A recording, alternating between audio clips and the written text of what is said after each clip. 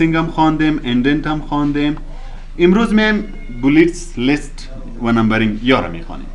این هم بسیار مهم است. مثل که ما روز اول گفتیم که ورد که است کدام پروگرام است، ورد پروسسر است که در ما اپلیکیشن و داکومنت جور میکنیم. دیگه این چیزا که ما میخوانیم این کلش با اپلیکیشن و با داکومنت بسیار زیاد مهم هستن که شما وقتی که جور میکنین که این چیزا روی بری میشین، اگر یاد نداشته باشین مشکلتان حل کردن نمیتونین. دای مثلا اول اینی بولیتس است. ما میخوایم نوشته کنیم که CIT Certificate in Information Technology. زیرش نوشته میکنیم که CIT کدام پروگرام هستن. مثلا نوشته میکنیم که ویندوز است، ورد است، اکسل است، اکسس است. با همین ترتیب پیش میرم. اگر ما یک قسم نوشته کنیم مثل حالا که نوشته شده، کس میفهمه که اینی پروگرام ها در CIT است. یه تو فکر میکنه که CIT یک پروگرام است، دیگه پروگرام است، دیگه پروگرام است، دیگه پروگرام است. باز به خاطر که خوبتر بفهمین، باز چی میکنیم؟ اینا رو ما انتخاب میکنیم. باز میایم اینجا یا بولیتس میتیم یا نمبر میتیم. یا را بولیتس میگه، چه کرسر سرش بون؟ بولیتس. و یا را کی است نمبرز میگه، نمبرینگ. ما میایم این بولیتس کلیک میکنیم، از اینجا کلیک میکنیم، کل نشانه سر یک انتخاب میکنیم. مثلا ایرا میبینین؟ این را کلیک میکنیم. حالا سن که آدم خوب سر میفهمه که این پروگرام ها چی است؟ بولیتس. ایرا بولیتس میگه. فهمیدین؟ اگر نمبر میتین این پس انتخاب کنین. وقتی که تغییر میکنین پس انتخاب میکنین. مثلا اگر نشانهایش هم تغییر میکنیم پس انتخاب میکنیم، این از اینجا دیگه نشان میدیم. مثلا این نیستم دالان. اگر نمبر میدین باز اینجا بیاین نمبر رو چنج کنیم. مثلا میگم 1 2 3 بیای، ABC بیای. این کلشان هستن هر یکش که میخواین. این قسم باز آدم واضح‌تر میفهمه. فهمیدین؟ حالا میایم مثلا بعد از اکسس یک پروگرام دیگه را نوشته میکنیم. که عنوان بعد خط لیکو یا غلط لیکو دست امکاناتش دا پرون چې هغه ورځ چې درس ویلې کنه ټول اوس دا انتخاب کله کې غټ کا فونټ یې ورته بدل کا هر څه چې پکې کنه سیم دست چی آرام بدل چی بس. حالا بعد از اکسس ما میخوایم یک پروگرام دیگه هم نوشته کنیم. وقتی که انتر میزنی شماره خودش مسلسل میاد. 5 آمد نوشته میکنم کورال، دیگه پروگرام نوشته میکنم فوتوشاپ. میبینین شماره مسلسل خودش میاد. حالا مثلا فوتوشاپ ما میخوایم که دو بخش فوتوشاپ نوشته کنیم یا دو بخش کورال نوشته کنیم. حالا چی میکنیم؟ مثلا بعد از او بخشای فوتوشاپ نوشته میکنم، انتر میزنیم، شماره چند آمد؟ 7. حالا اگه در 7 نوشته کنیم میخوام با این معنی که هفتم CIT. ولی ما بخشای چی نوشته میکنم؟ فوتوشاپ. باز باید کدام بتن بزنین؟ تاب بتن. در کیبورد میبینین تاب بتن؟ این کیبورد است. اینی بتن چی میگه؟ تاب. اینی بتن؟ تاب میگه. باید اینی بتن بزنید. تاب بزن. هیچ چیز نوشته نکو. تاب بزن. شماره از چی میشه؟ چنج میشه. حالا مثلا من نوشته میکنم که یکی فوتوشاپ کی است که دوریشنش مثلا 15 روز است. انتر میزنم. مثلا دیگهش میگم که دوریشنش 30 روز است. حالا اگه انتر میزنی باز بخش سوم فوتوشاپ. اگه بخش سومش نباشه فراد متوجه باش. اگه نباشه باز شیفت قایم میگیرین، باز تاب میزنین. شیفت تاب. شیفت خوب میشناسین. شیفت تاب. چی میشه؟ پس نمبر پشت سرنگی میاد. یعنی شیفت بگی تاب بزن. چی اومد؟ فهمیدین؟ مثلا یک چیز دیگه نوشته میکنین، باز انتر میزنین، نشد اومد. حالا اگه بخشای زیر نوشته میکنین باز تاب میزنین. مثلا اینجا باز یک چیز نوشته کردیم، مثلا نوشته کردیم 1. انتر میزنیم دیگه میاد. حالا هم بر خود اقسام داشته باشه، یعنی در کاتگوری سوم اگر بر خود اقسام داشته باشه باز تاب میزنیم. سعی باز چی میشه؟ باز یک چیز نوشته میکنیم. اگر این بر خود داشته باشه باز تاب میزنیم.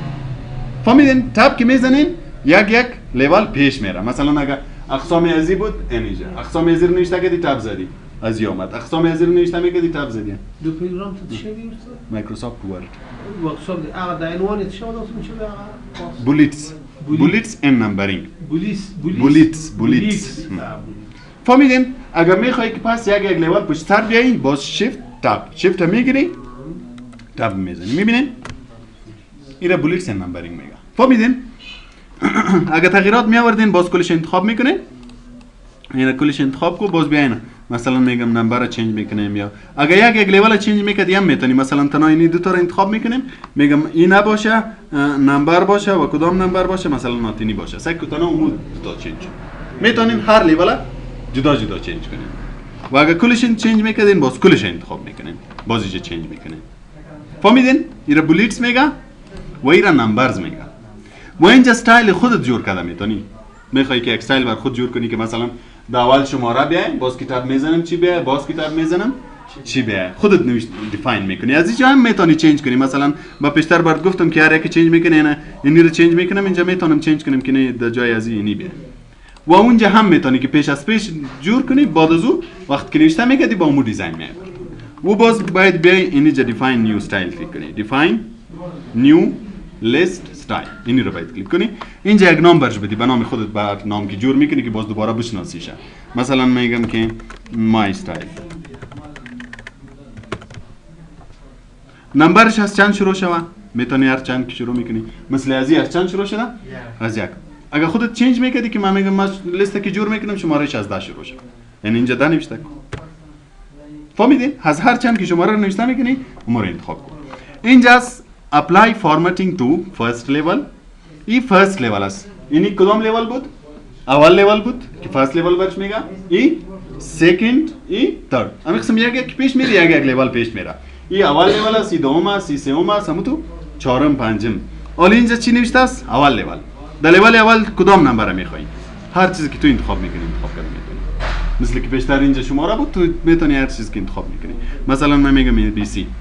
اینجا بولد، ایتالیک، کلر، کل چیزا را داده میتونی. مثلا میگم فونتش چی باشه، سایزش چقدر باشه، بولد باشه، رنگش چی باشه، رنگش چنج کنی. این تنها از کدام یکش؟ از لیول اولش، تنها از ایش. اگر از لیول دویش چنج میکردی، باز بیا لیول دو رو انتخاب کن. لیول دو رو چنج کن. باز از لیول 3 را. از هر لیول جدا جدا جور کرده میتونی. باز اوکی میکنی، یعنی استایل تیجا جور میشه. سعی کنی هم قسم کلان. باز اینو نوشته میکردی اینتر میزنی دیگه. تاب میزنی دیگه لیولش میاد. شیفت تاب میزنی پس پس سر میاد. فهمیدین؟ اینا بولیتس ان نمبرز بگم. شیفت تاب این همیشه باید در ذهنتان باشه. ما پرسانم باز میکنم. که با ذریعه تاب یک لیول پیش میره و با ذریعه شیفت تاب پس یک لیول استارت. فهمیدین تا اینجا؟ بعد از اون میایم تنها تاب میخوانیم. خودی بتن تاب. اینی بتن تاب. این خود بولیتس اینی کار کرد که یک لیول پیش میره نه؟ اینی تاب. بدون از اینکه اگه ما اونجا نریم بولیتس کلیک نکنیم باز اگر تاب بزنیم چی میشه؟ مثلا اینجا یک جمله نوشته کردیم ورک. اگر ما تاب بزنم این به ذریعه نیم اینچ پیش میره. میبینین؟ هر دفعه کتاب میزنیم به اندازه نیم اینچ چی میشه؟ پیش میره. پس بک اسپیس به خاطر که ریموو میکنین میزنین پس نیم اینچ این طرف میره. تاب باید. او دا بک اسپیس. بک اسپیس خراب ببین. فهمیدین؟ اگر ما تاب اینجا بولیت هیچ چیز غرض نداشته باشیم وقتی کتاب میزنین چند پیش میره؟ نیم اینچ پیش میره. به خاطر که اگر میخوایم مثلا یک چیز اینجا نوشته کنی یک اینجا باز اگر با زیر اسپیس میری اسپیس خو یک غیر منظم میشه که یک جمله اینجا بیا یک جمله کمی لاین دومش کمی سو بیا بازی هم آسان‌تر پیش میره و هم لیستشون منظم میاد. و از این کدا پیشتر باز ما میتونیم سیتینگ بکنیم. چه قسم مثلا من اینجا یک چیز نوشته میکنم دیگه چیز اینجا نوشته میکنم دیگه چیز اینجا نوشته میکنم. باز چی کنین خط کش خو میبینین مثلا ما میخوایم که یک چیز نوشته میکنیم برابر کجا دوی خط کش فقط بیایم دوی خط کش کلیک کو کلیک کردین سعی کنید یک نشانک پیدا شد دیدین دیگه میگم که دیگه چیزا کجا نوشته میکنیم 4 فقط 4 کلیک کن سعی کنید اونجا میگم نشان جور شد دیدین دیگه میگم کجا بیا 6 چند تا نشان جور شد 3 تا حالا اولیش من نوشته کردیم ورد حالا که تاب بزنم میراسم در کجا میره در دو میره اینجا نوشته میکنیم که مثلا دوریشنش تاب بزنیم باز کجا میره در 4 اینجا مثلا نوشته میکنیم که فیسش باز تاب میرم در کجا میره وقت که انتر زدید با لاین 2 هم قسم هستن هر قدر که لیست جور میکنیم مثلا اکسل نوشته میکنیم تاب میزنم اونجا میره یک چیز نوشته میکنیم اونجا میره یک چیز نوشته میکنیم هم منظم میه و هم سپیس بسیار بسانی تاب بزن این رو میگه تاب سیتینگ بتن فهمیدین که تاب چی کار میکنه کاتبولیتس هم فهمیدین خب پیش میریم اینجا ایندنت هم خوانده بودیم دایرکشن هم خوانده بودیم حالا میایم سورت هم میخوانیم سورت باز ترتیب کردن میگه سورت چی مانو ترتیب کردن سورت دا چی هم خوانده بودیم ما چون که آیکونا را که منظم میکردیم اونجا ارنج بود اینجا سورت میگه مثلا یک چند تا نام نوشته است فیصل بصیر خان زاهد، دیگه چی نوشته کنیم؟